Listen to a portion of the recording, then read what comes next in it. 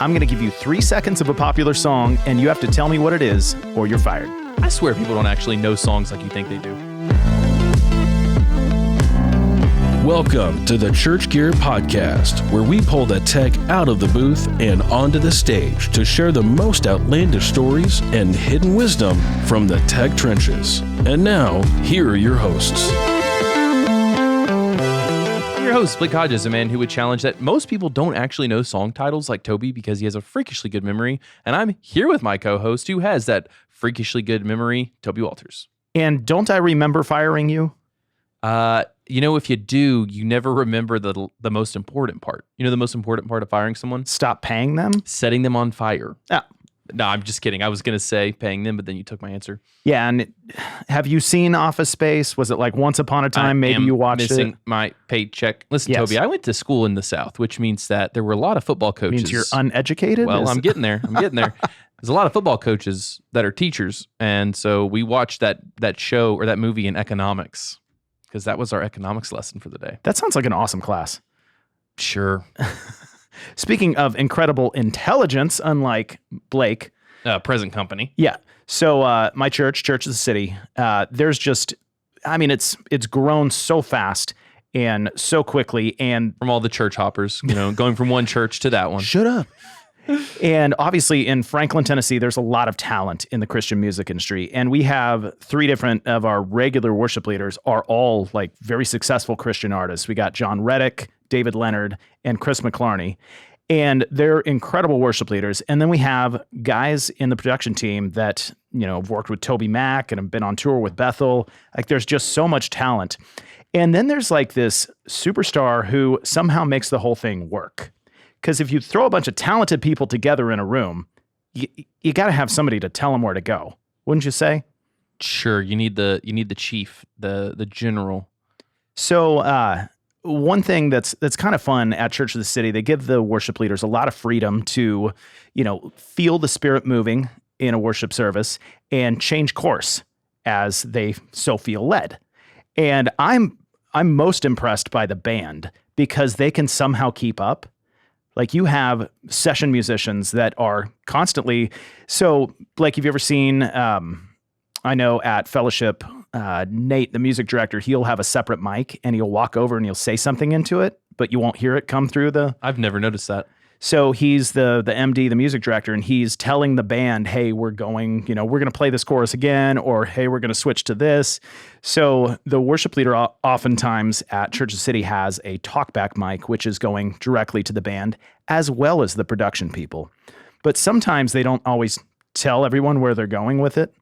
So all of a sudden they'll sense the Spirit moving and they will just switch course, change songs. And the band is one thing. The fact that they can keep up, that's super impressive. But all the production people are all of a sudden, what is happening? What slide is this? What scene is this? Who's singing? Where, which mic do I put up? This creates... My gain structure is all over the place. That's wrong, Blake, but that's cute for you. You're trying. They actually set the gain structure beforehand, but that's very cute for you. Then we changed the plan. So somebody's got to tell them where they're going. And at Church of the City, there's a service producer that is almost like the translator between the worship team and the production people. And she is awesome. Her name is Sarah. And they have told me before, the production people, that she has like this superpower where she'll hear about 3 seconds of the song and she'll be like, hold on, nobody talk. Like 3 beats of it. And she'll be like, it's this song, go, slide this, move that. And how somebody can call those scenes that quickly, it's amazing.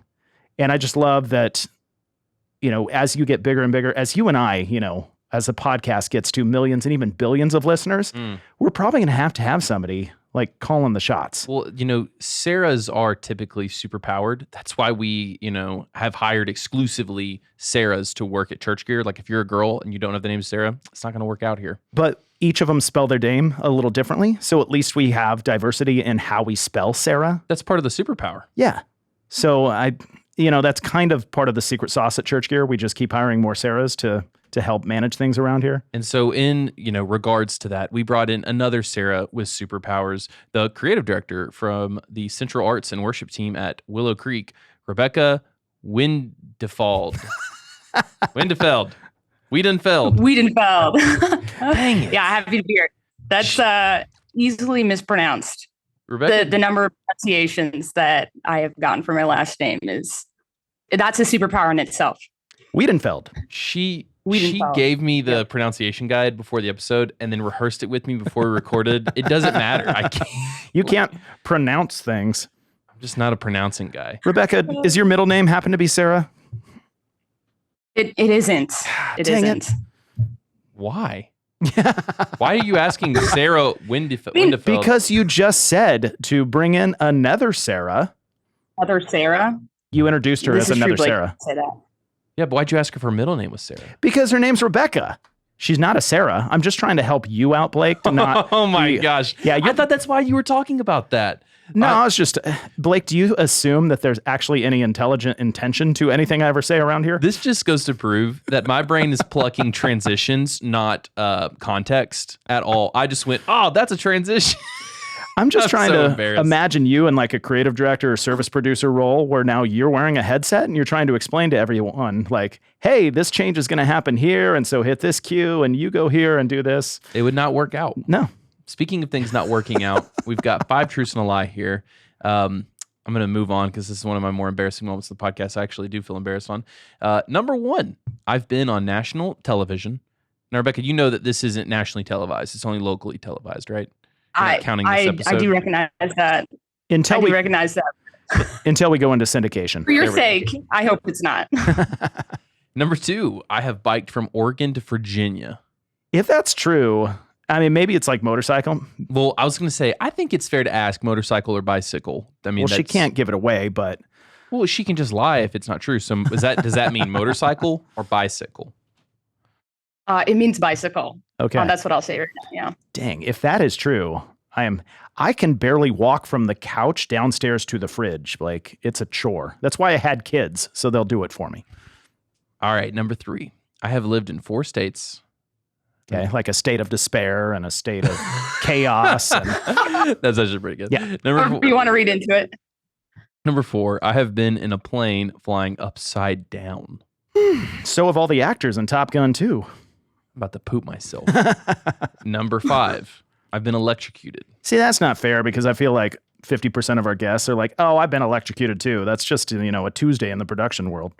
Yeah. Number 6, I have never seen the Northern Lights. And if she lives in Chicago, Do you see the Northern Lights in Chicago? well, she can't tell us. Because, Okay. yeah. Well, You're a fair guess.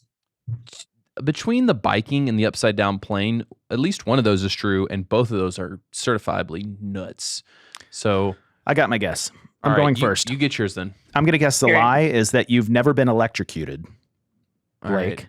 I am going to Okay. say that she has not lived in 4 states. We're locked in. Like, you're right. Oh my That's the- gosh. I have only lived in 3 states. I have been on national TV. I went to the Today Show. Did like the Plaza when I was in New York one time. So Ooh. it's on national TV. I did bike across the country. Me and my brother did Why? self-supported on our bicycles because we could. Oh my gosh. How Are you- long Actually, did- how we long didn't did know that- if we could. How Let's long be did fair. that take? It was 45 days. 6 of those were rest days. So it was like 39 days of actual like pedaling. Man, are you Averaged like 108 miles a day. are It you in was ridiculously good shape? Because I couldn't bike across town.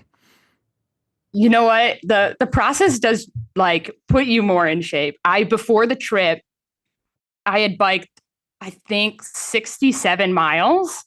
Like the most I'd biked in a day was 67 miles, and I was on a trainer inside. And then the first day when we went on the road, we did over 100 miles. And then the Whoa. next day was like 120 miles. So my body was like, what are you doing? But your body adapts, which is like, I knew that as an athlete, like, oh, you just put your body in that situation. You've heard of the people that run a marathon every day for like months on end, and they end up getting faster as they go, like stuff like that. So yeah, we went out and just kind of kept showing up, keep pedaling. You just have to put time in. Like, that's the thing with biking is like, just got to decide in your mind and just keep pedaling. How Dang. did you even like have a path? Because I mean, are you like on main roads biking? It was primarily like small town America almost paths. There's a trail, you could call it that. You're basically just on roads the whole time.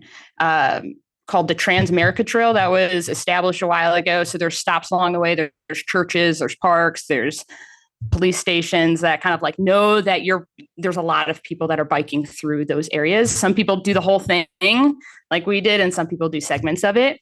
And then it lets you know like, oh, take this road, take this path, take this, whatever. So we just followed that, and it let us know where we could camp and let us know where we could stop and get water and all that type of stuff. Blake, I think you and I should do a fundraiser where Nope. all our listeners support us by paying, however much, like donating per mile that we ride for missions. And in the end, we raise like $9 because we get to the end of the street and pass out.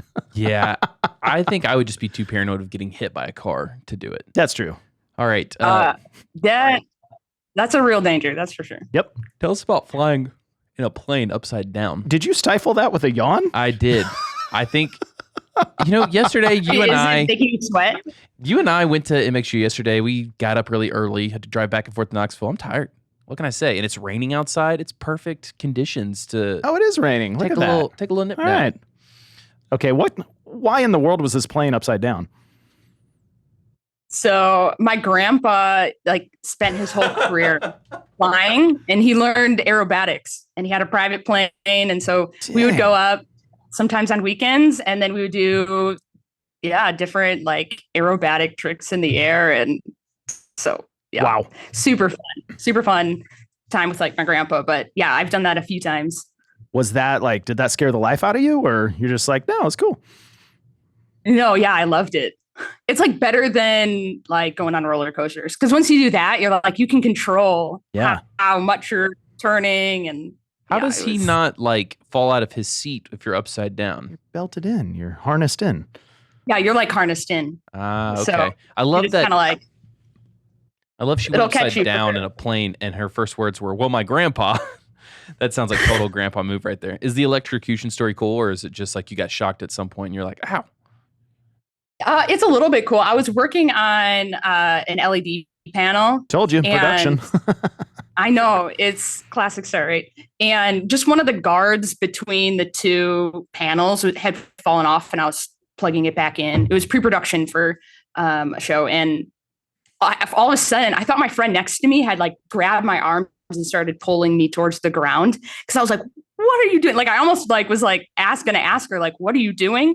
And then all of a sudden, I was like, it stopped, and I was like, oh no, like that was electricity. I blew out like the two panels, and it took a couple days to feel normal. Like, it was like because it was through my arms. Dang. It was that's why Blake is not allowed in the tech shop. Yeah, I'm not about getting electrocuted. I will file workman's comp for sure. Yeah. And that's the same thing my wife says every time we kiss. She's like, I will file workman's comp. No, she says it feels like I got electrocuted because, there's such a spark between us, Blake. Toby, everything is about like the context of where it's at. A fire is nice in the pit, but you wouldn't want to be in the fire. So I don't know if she's saying that nicely or meanly. Yeah, I don't know. I guess we'll never find out. So Rebekah, tell us some of your background. Like, how'd you get to Willow? We know that you used to be part of the technical director for Willow Kids, formerly called Promised Land. So tell us how you got there. Yeah. So after high school, I got into stage managing at a youth conference, and just all of a sudden started to get like super curious about the production world as that started. And I spent that time just learning different disciplines within production, because I didn't necessarily grow up as this tech kid that like worked at church and wanted to sit in the tech booth and all that type of stuff.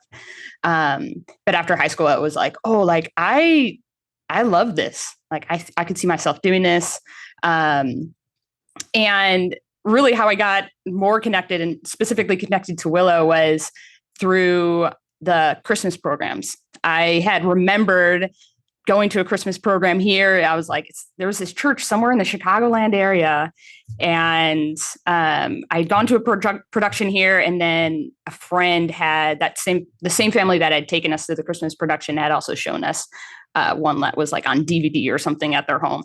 And so I think I Googled mega church. Like, I don't even know what I did. Somehow I Googled to figure out like what this church was and found the number. And I just called and was like, hey, I would love to volunteer or intern with your production department.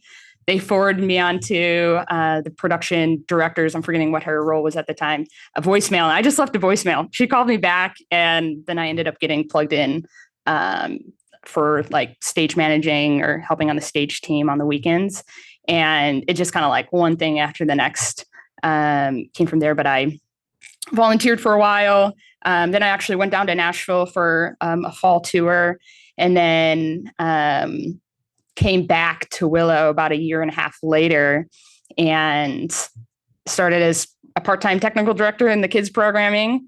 And then within a month of that, I started working for the Global Leadership Summit as well, part-time, which was birthed out of Willow. It's kind of like a organization that is offices out of the South Barrington campus, and is like, was birthed out of the Willow Creek Church, and did those two part-time for a while. And eventually those two grew into full-time roles. And then it was kind of the decision of like, what do you want to do next? So went to the Global Leadership Summit for about 3.5, 4 years doing broadcast for the summit that happens once a year and is broadcast around the US and then translated and goes around the world. And then started producing weekends at South Barrington campus, and then jumped on to the central team once that was established in about 2020, late 2020. Nothing going on then. And then got nothing going on. So it was like, I became the weekend producer, COVID hit within about 4 months. And like, as we all know, like there's just so much pivoting, so much learning about how we're doing weekends, how we're transferring files, how we're editing, all the things. And then, the central team was established at Willow, shifted roles, joined that one as the programming director, service programming director. And then now I'm the creative director on that team, as we kind of like figured out what we needed on the arts and worship central team and figured out those roles, jumped into the creative director role, and have been doing that for just about a year. Okay, so quick random question. Out of Todd Elliott and Scott Ragsdale, who is kind of referred to more with a little bit more of like the allure and lore of Willow history? Wow, putting her on the spot. Competing two of our favorite people against each other. Yeah, they've been around for so long. You know, Todd, especially with Philo and the conference often being hosted here at Willow, I find that ends up being like commented more on of him being around and his influence here. But Scott was on staff for just a little bit while I was here as well. So it sounds like, Scott, you just got bested by Todd is what I'm hearing. So I think we should have a Todd versus Scott episode just to, nail this down. Put them on together. True. That's right. Playing with fire, Toby. You're playing with fire. So Rebekah, you've been there about 8 years total? Yes, just over 8 years total, okay. Yeah. So, I mean, obviously Willow's one of the biggest churches in the country, just an amazing history of influence and stuff that Willow's been involved in. And so speak to us just a little bit about how for 8 years you've been able to, transition from one role to another. And, I don't want to say climb the corporate ladder, but, what advice do you have for people that maybe are feeling stuck in their role thinking, man, I'd really like to do something different, but I feel like the opportunity might not be there. How'd you seize those opportunities? Yeah, that's a good question. What's unique about my career, as you'd say in general, is that I started pretty technical, and then it's slowly evolved more to the creative, the planning side of the creative process. And I would attribute a lot of that to just me being curious about what specifically in my role is what is it giving me energy. And so early on, I started to figure out as I was doing either technical directing or stage managing, I found that I was so drawn to what the producer was doing, or the actual producing type decisions that were being done. on a weekend or a different event. And I started to get curious about that and trying to find ways that I can learn more about that or exercise that muscle more within the work that I was doing. And I'll say, like, off the bat, it's such a unique experience to be where I'm at, just because as much as I've been here 8 years, the Global Leadership Summit and the church are separate organizations. So they have similar staff. So like we know each other, we're around each other, but it's unique in the fact that both of them are proximate but separate. So it's almost like four years at each organization, which I think also allowed for some movement and progression in a way that I know is not available everywhere for everyone. So that's a big part of it. But I would say, like, just get curious, like notice like what's the thing within your role that's giving you the most energy and like that you feel most drawn to, and then start asking questions of like, how can I do more of that? Or what about that is what's fueling a lot of like why I do what I do. And then also I think, like, holistically, when you're in your role, think about ways that you can even start doing it differently. One thing that I'm continuing to grow in and want to stretch myself in is like paying attention to how often I can ask the question, how can I help? Because if I can ask that of my volunteers or people on my team, that typically means that I have been able to communicate, or someone on the team has been able to communicate the vision and the direction very clearly to the people that are doing the work next to me, or are specifically tasked to do an aspect of the production. So like, if I can ask, how can I help? That means that people are empowered, that things are happening, that I can jump in different ways. And then also the other thing is like, how often are you asking for help, asking for input, noticing like what voice is not at the table, and continuing to get curious about how to get maybe more young people involved in like, how are you programming weekends, or how are you doing different things, or how are you approaching different problems? And just like, yeah, continuing to get curious of like, who's giving input into the work that you're doing. You'll probably learn a lot of stuff. And then also, I think that's just, it makes us better. The more like diverse voices that we can get at tables. So at Church Gear, as we've grown, one of the things we've kind of struggled a little bit is like, as we grow, we kind of separate into teams. You got the tech team, you got the fulfillment team, you got the sales and marketing team. And then like, how do we still function as one core team? You experience that at Willow? Or are you guys like, do you feel like it's a bit divided? Like, is production and creative two different departments? Or does it feel like you've built a community amongst your teams where you can really collaborate together well?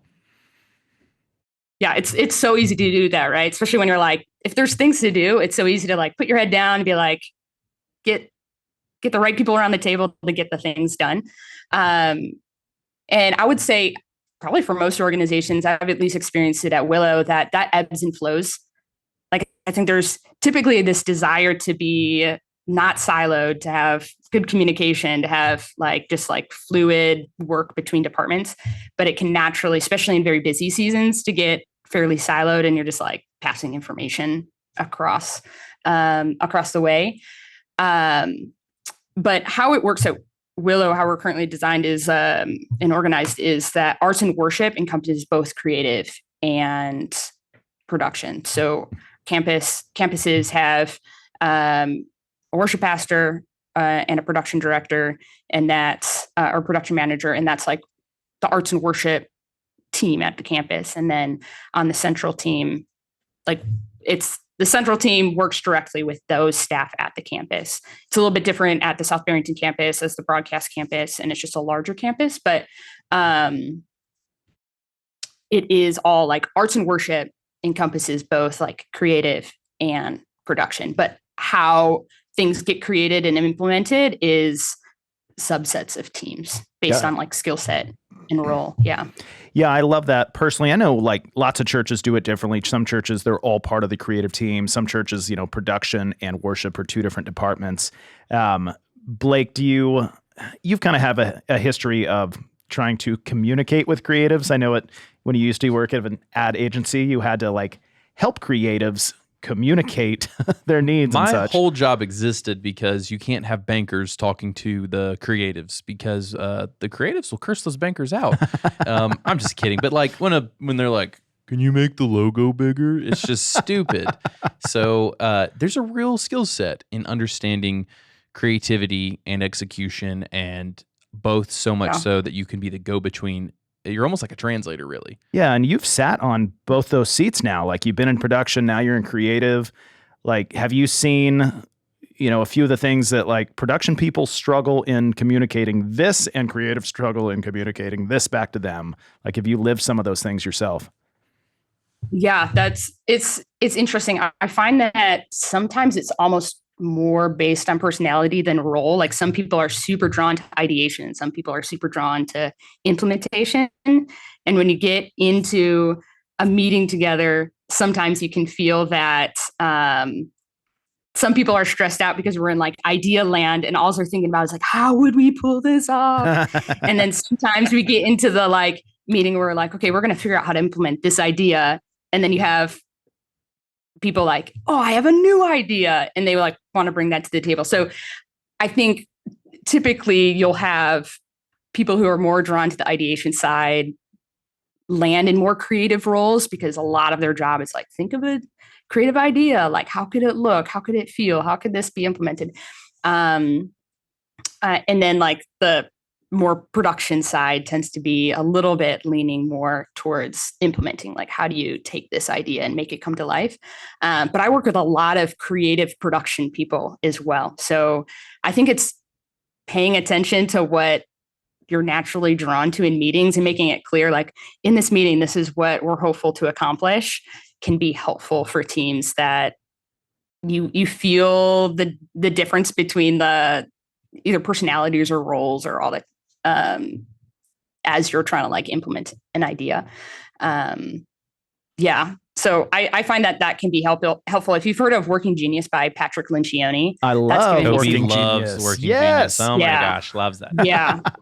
Even for myself, like it's helpful to understand other teammates' Working Genius. But for myself, I remember reading through and recognizing I'm discernment and tenacity, like reading those and recognizing, like, oh, like I can see how those play out, but galvanizing is like my lowest one. And I'd always found like, why is it so hard for me to be like, let's go team, like pull it together. I've seen so many leaders that do that so well. I wish I could do it well, but it just takes so much energy for me. And just like having that language where it's like, oh, you can do it, but that's just naturally going to take way more energy for you. So if I have teammates that they're drawn to doing that, it's like empower them to help hold that role on the team. But yeah, I find that tool, and we've used that tool for our arts and worship team extended, like at all of our campuses. And we literally have a board that's like, here's everyone's Working Genius, because it gives helpful context. And I think those tools, it's helpful to ask or lead to like the right questions, not necessarily like define people. Like, I don't understand everyone who has certain Working Genius, but it's like that helps lead the right questions on who to have in certain meetings, and or recognize some people are going to be drawn to certain aspects of the creative process more than others. Okay, I'm so excited now, Blake. Let's talk about Working Genius. Oh gosh. So I mean, there's so many different personality assessments and all this stuff. For myself, the two that have just clicked the most with me are the Enneagram and the Working Genius. And so I think most of our staff is very on board with the Enneagram. Like, we all kind of embrace our number and kind of live that out. But I brought the Working Genius to our leadership team about a year ago, Blake, perhaps. And I was all excited about it. And of course, reading it, I'm like, oh my gosh, I immediately knew what Blake was. It was so obvious to me. And then Blake, being a big ol' Enneagram 8, read the book and he's like, I'm all of these. Me and Drew also, the two millennials in the room, I don't think we're willing to settle in our, oh gosh, I was in my 20s back then. I'm 30 now. I don't think we were willing to settle. I guess I'm ready to settle now. Yep. That we just weren't good at XYZ, because I got tenacity and galvanizing. And so I didn't have ideation. And I'm like, if you can't think of ideas as a marketing person, you shouldn't be a marketing person. So I was like, forget this test. Like, this is dumb. But at the same time, I started, as you say, I wish we had it, as she says, Toby, like a board somewhere in the office with everybody. So I think that'd be helpful, because as I started planning meetings around that, like if I'm going to get something done, I'm going to do it with Drew. If I'm going to get ideas, I'm going to go to Toby and Dave and Ross. Like I like it for that regard.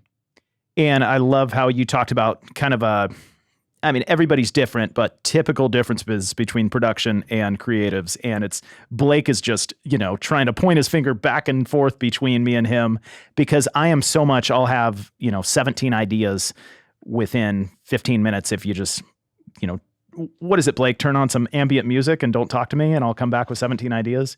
And then Blake is the details and follow through guy. So I'll give him 17 ideas and he's like, just tell me what to do, dude.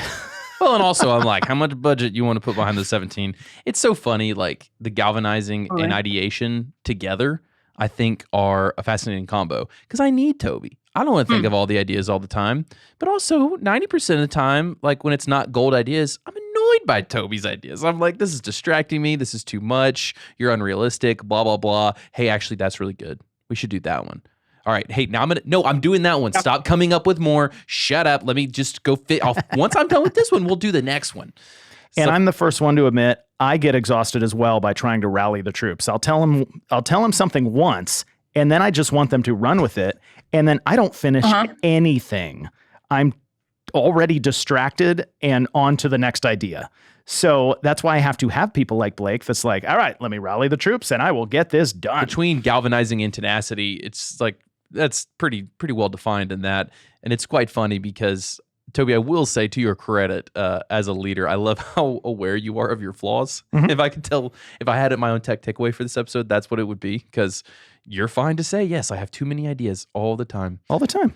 And I have to be okay to say that sometimes it's okay for someone not to respond to an email within 3 minutes, but that's very difficult for me to accept. But if it's 30 minutes, you're dead to me. Yeah. Right? Well, this is a true story. Within the past 10 days, someone at Church Gear did get the message, "You are dead to me," sent to them by me in emojis. They're still dead to me. Speaking of how you don't end up dead to somebody, how does your overall production team have like a set of values and that they identify with and utilize to kind of work better and then not end up in fights like we do here at Church Gear sometimes? Shut up, butthead. Exactly. It never happens, right? We have staff values that are anchors that, as like a full staff, we talk about. Over the past season, there's like been one staff value that we'll talk about in our staff chapels that we have once a week. So it'll be like once a month at one of those, we'll have someone expound on it and we'll have time to like think about it, talk about it. So that's like an anchor for our full church. And then as sub teams, it often comes up of like values and whys. I think as a team, we're often good at asking those questions of what's working, why are we doing it, what are we pointing people towards, like what's our hope for what we're doing. And so that's like a continued conversation. I find too that it is helpful to understand even our own personal values that we're bringing into conversations or situations. Steve Cuss, if you've heard of him, he wrote the book Managing Leadership Anxiety. We've done some of his Capable Life videos. He has a product online as well that kind of walks through some different team dynamic things or personal dynamic stuff. And he talks about how you can often identify your own personal value or like a team value when there's like almost like this overreaction to something happening where you're like, there was a value that wasn't honored in that moment or wasn't acknowledged in that moment. And I find that for myself and when we're working on different creative projects, recognizing like what are people's values. And sometimes if one isn't fully upheld or seen or whatever, it can lead to a good conversation. To know this, like, oh, what about that felt hard? Like that didn't feel as hard for me, but that felt super hard for you. Like why? And then even just for myself, like self-leadership, recognizing there's certain values that the more that I understand them, the more that I can lead from them or recognize how to communicate them well as we're in video shoots or doing different projects as a team.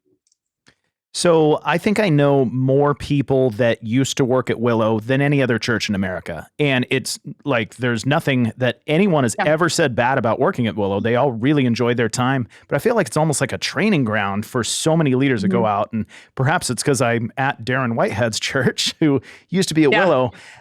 You mentioned that book. Are there other books that are like kind of read quite often in your staff or other staff members, or other training materials, other things that you'd recommend that people utilize as resources to develop as leaders? Yeah, that's a good question. The Steve Cuss Managing Leadership Anxiety. I haven't actually read that book, but I have done some of his Capable Life courses. Like we've done them as a staff and as managers. So that one for sure. Personally, I have read Liz Wiseman's Multipliers book. That one was impactful for me. And then outside of that, I think the main recommendation I would have, I wouldn't say that there's necessarily like books that I have felt like, oh, these are the things that we're grounding on, is just becoming proximate to different leaders that are leading in different diverse settings or come from different backgrounds that can help expand your view instead of just like say the same thing in different ways. So that's probably the biggest recommendation that I would have, but I not necessarily have felt like there's like one other or two other books that are circulating the most. And since you've worn so many different hats across production and creative, do you have a personal opinion on what might be the hardest job in that world? Oh, Putting her on the spot. That was not in the outline. Man, I'm vamping here for her to think, but yeah, we're gonna have to get that answer from you. It's definitely not podcast producer, because Blake does that one. Hey, I do so many jobs. I have so many hats. My closet can't even hold them all. Yeah, I would say my boss's job is probably one of the hardest jobs. That's safe answer right there. Pastor. I love genuinely though, because it's like holding the hat of like pastoring an arts and worship team that is filled with worship pastors and production managers and creatives and filmmakers, like just holistically, that, and then being like leading teams that are at different campuses as well. Like, it's just like, there's something about proximity when you're like, everyone's in an office near each other. Leading in that capacity brings its own gift and challenges. But then leading across campuses on a central team where there are so many good ways to do things, right? And then when you're trying to build a team that's like, how do we do this together? How do we remain like contextualized in the ways that like really allow us to be present with our congregations that are actually in front of us? Like, we don't want to go on autopilot. Like, we want to be the church, not do the church.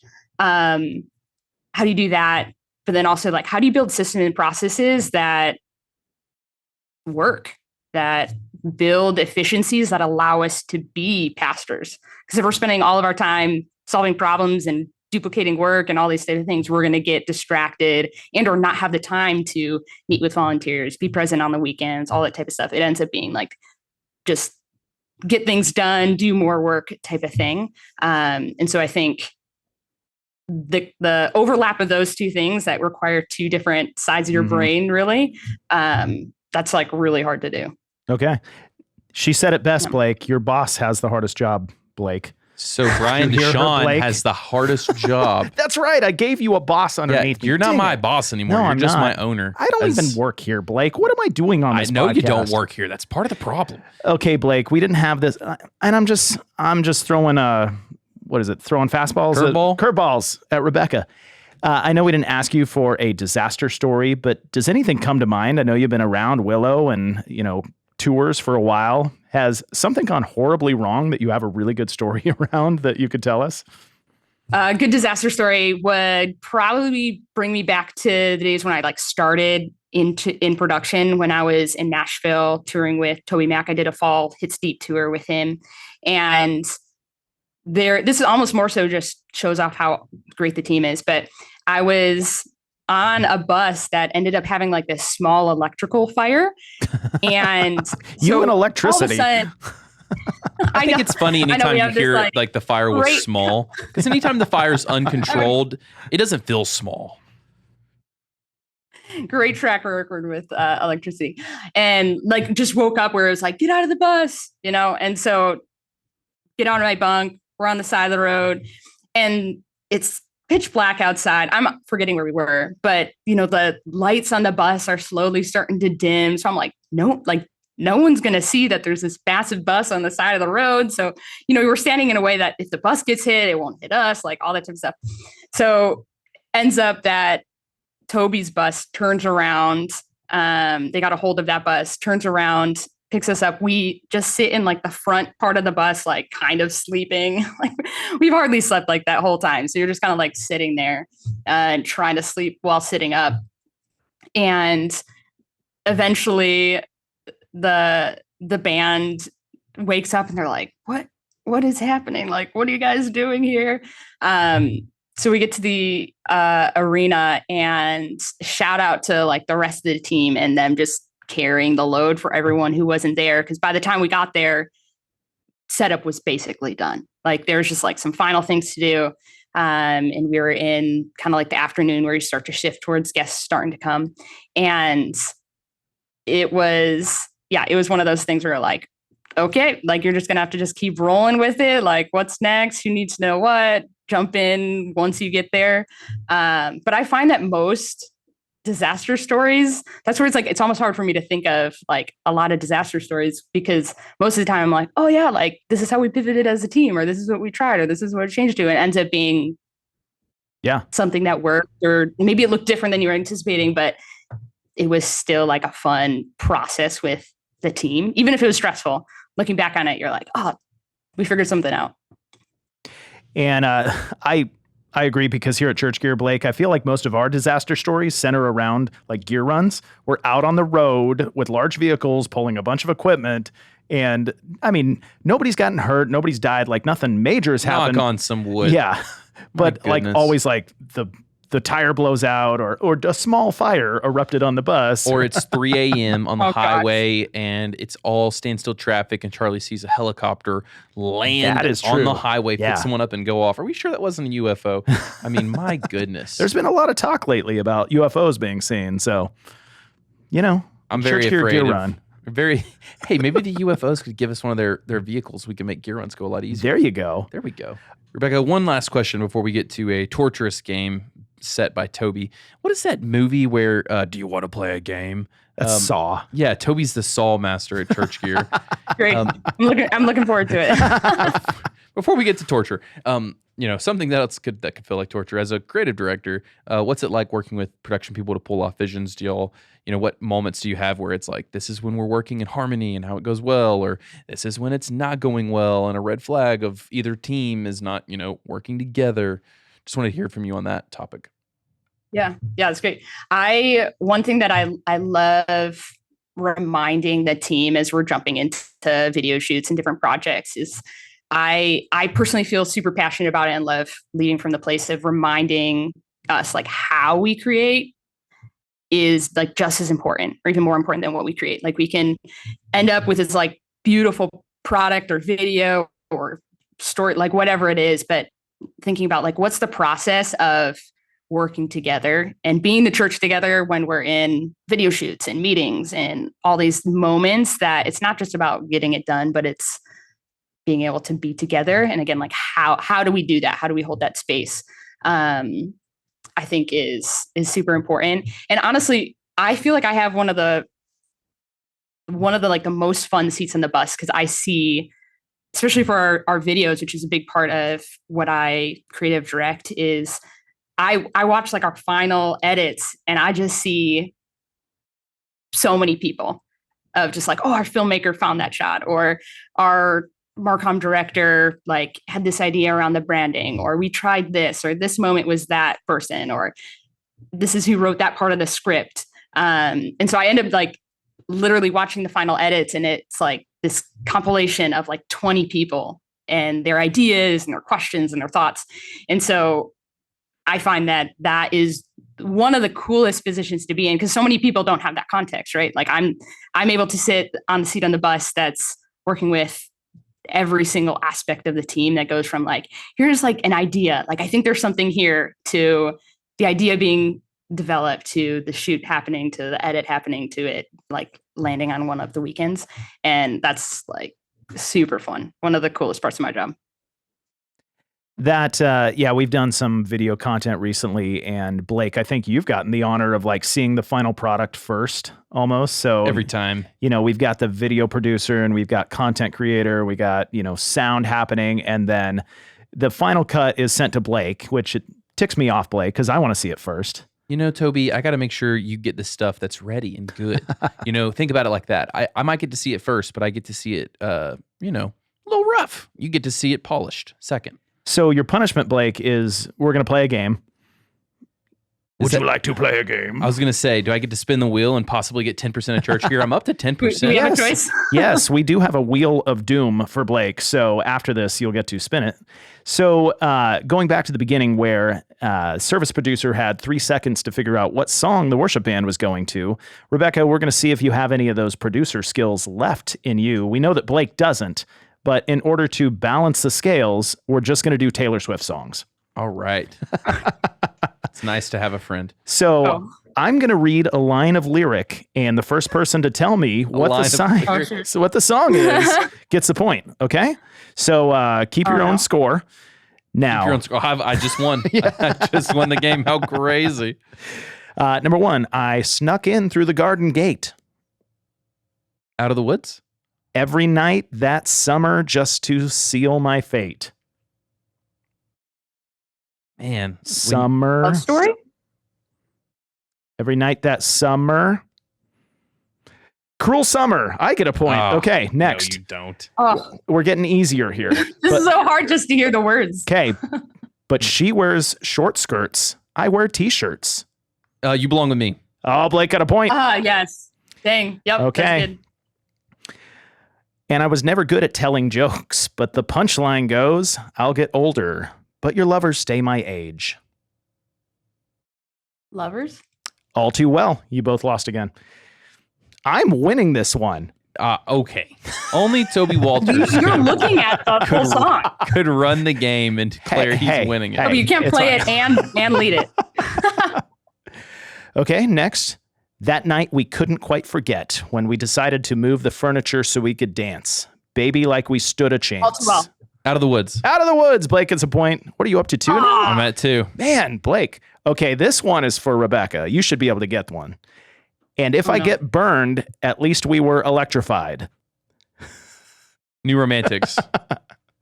It sounds like Rebekah's song because she's constantly getting electrified. No, Wait, it's wait. Not constantly, but you know. New Romantics? no, it is Dress from Reputation. Okay. Wow. I know. Good. It's 2-0, Rebekah. Blake is beating you, and this is embarrassing. I know. Okay. Way to go. Okay, let me give you another one. I got to say, for our tech directors listening, they got to be so ready for us to not be obsessed with Taylor Swift. It is a motif at this point. Okay, it's getting super easy now. It's me. Hi. Anti-hero. Oh gosh. Blake's the problem. It's him. Okay, last It's one. like This is the number 1. You call me up again just to break me like a promise. All too well. all too well. Blake, you won in a landslide. Rebekah, Yeah. I'm a little bit disappointed in you. There was a delay, though. I mean, Yeah, all too well. We said it on my end at the same exact time. Okay. yeah. So we'll say that Rebekah got 1 point. So it's Delay. 3-1. It's fine. There we go. Blake, we're going to spin the wheel of doom and see if you get fired. Because I fired you at Wait, the there's beginning. actually a wheel of doom? Yes, That there wasn't a actually joke? is. And it's got Oh, look. it's got one good thing on there. I must say that this is legally. There's a lot of options. This I is know. legally binding because one of this is 10% of church gear, and I've already got 10. But every other one is you get fired. Oh, wait. Go on a gear run in a box truck, Blake. I am Congratulations. not doing that. We just established that all the worst things at church gear happen when you're in a gear run. Blake will not go on a gear run on anything bigger than a van. And when we came to Willow Creek Blake. last time, last night, I don't even remember that. last Were you time last night? it was a 26-foot truck, and Siggy had to drive it. I rode shotgun. Yeah, but you never touched the steering wheel on that bad boy, did you? Well, when he was asleep and I was driving with just my hand, it worked out. So, Rebekah, let's get... You got to do it for the stories. For the content, Blake. Come on. I can't tell stories if I'm dead. Drive the box truck. Or in prison. Okay, so let's get back to some good content now that we've gone through the Taylor Swift madness and, given Toby his due. Hit us with a tech takeaway. What's some of your unique piece of advice from all the different roles you've had at one of the biggest churches in the country? Yeah, that's a good question. I mean, each role is so unique and different things to like learn and apply and all that. I think what I feel like I'm learning right now is the importance of creating space, semi-regular space to play as a team. Like even like as a creative, there's like pressure and timelines and like, here's an idea, here it needs to land, here, this is the next thing to get done with it. And what's interesting is there's been specifically a couple video shoots that we've done where we've vocalized that and decided that of like, okay, we have 4 hours, we have 5 hours, whatever it is. And we know what we're trying to accomplish and we know some of the pieces that we have to get there, but we're like, let's just play. Let's like find what shots we have. Let's play around with how we want to take this voiceover and make it visual or, whatever that is as a team. And those have been some of the most fun projects, as well as like the final edit, the feedback from people being like, oh, there was something like so cool there. Like so dope what you guys got, all that. And I think being able to create space to play as a team also requires a level of safety, like creativity and even implementation of different ideas. It's inherently vulnerable. Like there's just a level of like putting yourself out there as you're creating or designing or doing something like that. So I think it helps reinforce both of those things of like getting to know people, creating space that people can just try different things without the fear of it not working or it being not a good idea. It's another thing I like doing. I like asking for bad ideas sometimes when we're in creative meetings where you're like, okay, like what are the bad ideas? Like, let's get those out there because there might be something in there, an idea that is under the idea, or it might be a better idea than you think because you're just like in your head. But yeah, I would say whatever role or capacity that you have, creating space that your team, your volunteers, it's not always like you have this much time to get this thing done, but there's time also to tinker and try and play and experiment, ask questions. I think that's like a really healthy thing to exercise as a team and can create camaraderie as well as you learn a lot in that space when you're not just trying to get stuff done, but experimenting a little bit. Blake, you're great at those bad ideas. I was going to say, can Rebekah come here and just listen to all of Toby's bad ideas? Blake, do you want to come to our next creative meeting? Yes. Well, I can't live in Chicago. I just couldn't do it. You could visit though. So cold. I would love to visit if I can go in a plane and not a box Chicago truck. summers. Like Chicago summers are the best. Toby, you still owe me a romantic boat ride that we were going to do, but then the weather killed us when we went to Philo last year. What's sad is that our listeners are thinking like, oh, that's a joke. And I'm like, well, not exactly. Listen, next year we're going to be traveling to Philo on my birthday. So that's true. I wanted to do the boat ride. Rebekah, have you done the architectural cruise in downtown Chicago? I have. I've actually done it a few times. Yeah. I love it. That's, in my opinion, that's the best tour in America. It's amazing. But it was, I have never been on one. Architecture tour is incredible. Yeah. Yeah. But magically in May in Chicago, it was cold and rainy. It was awful. Chicago. May for sure can be very cold and rainy here. Gosh. You got to wait till like mid-June. And then you'll still get days that are a little chilly, a little rainy. Well, speaking of important things. Eventually turn the corner though. We just like keeping the variety. Well, speaking of important things and having a variety of them, is there anything you'd like to plug for people to find you, maybe on Instagram or point people towards something else? Or maybe you're like, hey, leave me alone. I don't want to be bothered. You can find me on Instagram. It's just my name. I'm not super active on the socials. I tend not to be a super posting a lot. So, but glad free to follow, chat any questions, anything like that. That's kind of like the main way that you can find me. That or LinkedIn would be the two spots. She's professional, Toby, talking about LinkedIn. Mm-hmm. I just don't have a lot of social platforms. That's maybe also a part of why I plug LinkedIn. Totally. Until now. There we go. All right. Well, thanks for coming on, Rebekah. Yeah, glad to be here. Thanks, guys. Thanks for hanging out with us. We hope to see you back next week for more absurd stories, tech takeaways, and overall buffoonery here at the Church Gear Studios.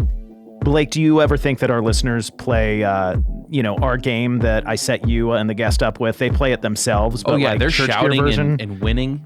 Well, I'm thinking, maybe our listeners are playing Name That Line from Church Gear, from the Church Gear podcast. And so they'll say a line and say, was it Toby or Blake that said it? Well, if it was smart, it came from me. It's pretty easy for them to differentiate. Or if it's you're fired, it came from me. That's true. Yeah.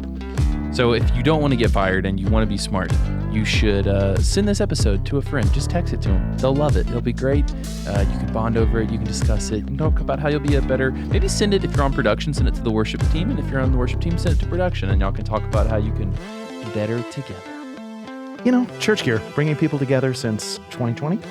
It's the year that everyone got split apart.